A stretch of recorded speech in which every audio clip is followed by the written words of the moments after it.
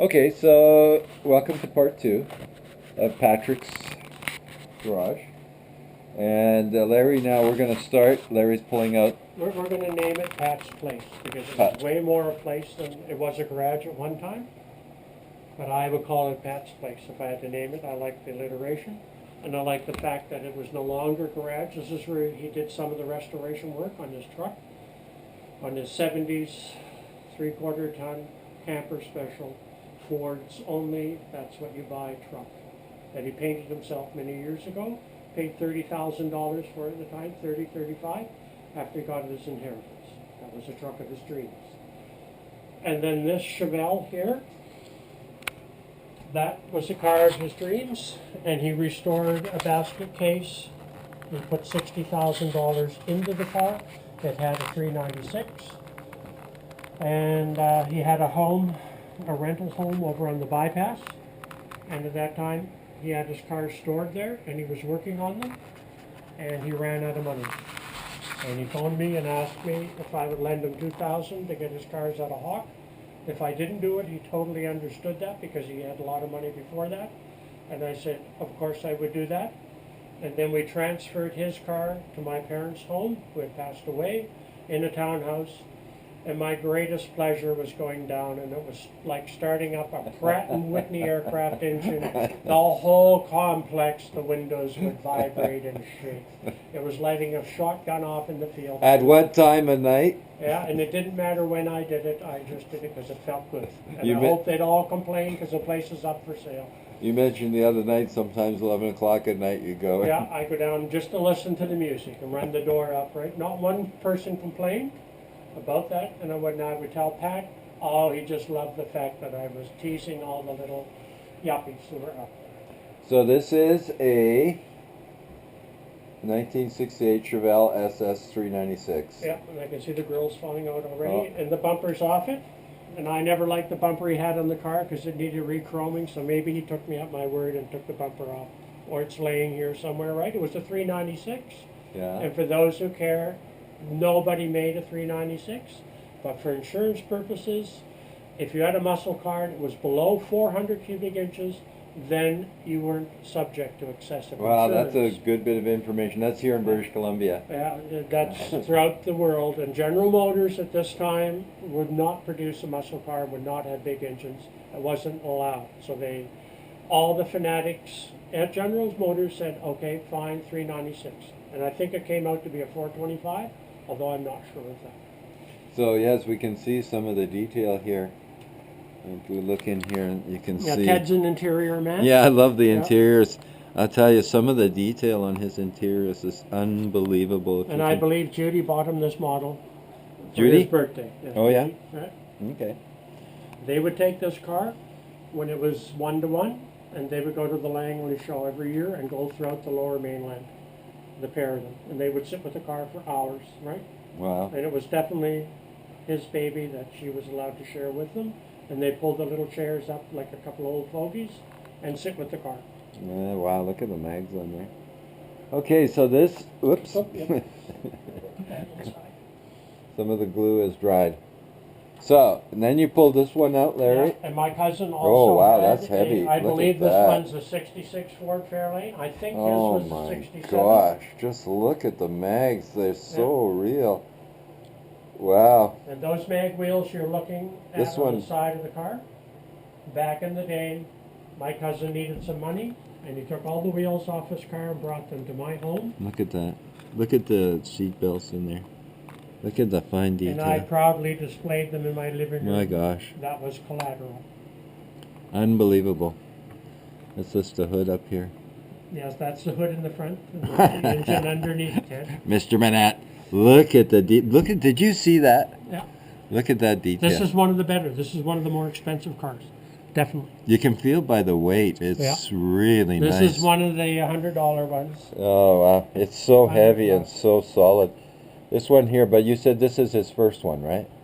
No, that was the car.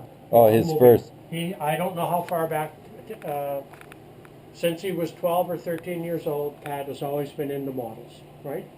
And Yeah, he tell loved us car about models. how that happened with his father there. You mentioned Well, Pat always struggled all his life. He told me his worst enemy was himself, right? He came to peace with that as time went on. And he was his own best company, and he knew that. He did his best to socialize and try to be part of the solution, and he was successful at that. But if you ask Pat what his best times were, you can see right here. Alone, indulging himself in his passion. That was what saved him and gave him his sanity, right? And car models and the real cars, they did that for him. And we would sit ad nauseum and discuss muscle cars. I was into the Pt2 cars and the 6-cylinder ones, right? He and I once showed my Camaro. I had a 67 Camaro with a 6-cylinder. He was so insulted by the 6-cylinder power plant and the color, which was butternut yellow. He went to the car show with me, but he would not put his chair in front of my Camaro. This is how this, and we always laugh. He would, no, I mean that, no way. I am not sitting next to that car, even though you like it. And this is a car that I restored. But we were still car guys. He forgave me for that indiscretion. But for him, if it wasn't 400 and cubes and up, right, it wasn't a real car. It had to be muscle car era. He was a muscle car man and a 50s car. So you mentioned that his father... Uncle Frank, who was very frustrated with Pat, because Pat was a very stubborn, driven guy, had his own way. And Frank... actually, you want to pause it for a second? Okay, we're going to go, well, this is part 2. Yeah, we have an advertisement. We have to keep the sponsor happy here. Yeah, so... oh, I got it. We'll keep going. Okay. Pat actually went and took bagpipes and learned to play bagpipes, right? And you can imagine how much he loved that in order to pacify his father and to try to do that. He also took trumpet and trombone and some of that. None of them were good enough for his father. Frank, out of frustration, he stopped all of that, and he had his own way. And he had a naughty past when he was a teenager. And out of frustration, his father went in his room one day and broke up all his car models because he knew that he loved them and he was hoping to control them, right? And Uncle Frank, he had his problems too. But he loved his mother. He and his mother had an extreme bonding that Pat took forever. Nobody was better to him than his mother, and he cared for her deeply, and he tried to have her removed, to get herself to remove herself from her negative influence of a husband, right? That never happened because she passed away long before that even became an issue. And then Pat and his father, they made their peace eventually. They had a duplex on 3rd Street in North Vancouver, and Pat lived in one half and paid a nominal rent. His father lived in the right half. And Pat did his magic like he always did. He put the patio in, he cleaned up, he ripped the lawn out, put all new lawn in. He redid the garage. He was just, that's who he was. And he was doing, at that time, that's when he started, that I remember, the 1/18th models, right? He had a Ford Ranger, he had a few American cars at that time. So how old was he then? Then? Oh yeah, we're going to do the age thing, are we, Ted? Well, roughly in the He's probably in his late 40s. Late 40s. Late 40s, right? Okay, and so he was 61 when he passed away? Yes. Yeah. No, 63. 63. I believe there were 5 years between Pat and I. You're the one who's 61, Ted, not Pat? Yeah. Don't put yourself in this league, okay? I thought he was my age. Yeah, no, he was 63. There were 5 years between us. They reminded me of that here. Okay. Right? So, basically for the last 20 years then, 25 years, this has been one of his great loves. Man, there's just Pat, all around. Just never mind. Look at never this. mind. I gotta show the people. Look at this. Is this the Look at these beautiful. 55 Chevy, 56 Chevy, 57 yes, Chevy. Just beautiful. Yeah, I gotta show you. Larry, get out of the way. You're, and this is right in look front at of this. you is that, Chevy Just look at this. That's his favorite. Look at this. Sit it on the roof, Ted. And it's just so incredible. It's got the wrong wheels on it, Ted. Just phenomenal. Okay, those are. I photographed 454 of these puppies the other day. We're gonna do some more. So Larry, there's some more that stand out in here. Some that you've already taken away that are your place that we'll deal with. Well, I took the second 66 Ford Fairlane. I took the 58 Pontiac, right, and the Cadillac for unknown destination, and the 63 Chevrolet Impala SS, which a friend of ours, when we were children, when we were teenagers, she had one. We wrote a song about it, right? And her name was Pearl Ratcliffe.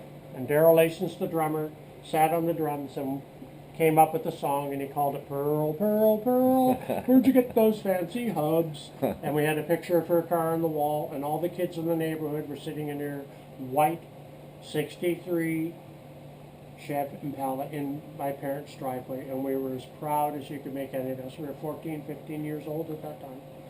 So Pat knew some of those stories too, and I see 2 of them were here in his collection.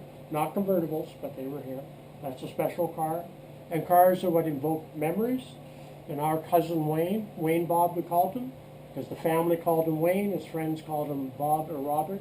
Why the hell that is, nobody can figure that out. But Wayne was a big influence in our life, right? He massaged our car genes and brought them to fruition, right? Okay, so this is the end of part 2. We're going to give you guys a break, and we're going to do part 3 and part 4, and other parts we'll upload for you to see. So we're going to give you a break here.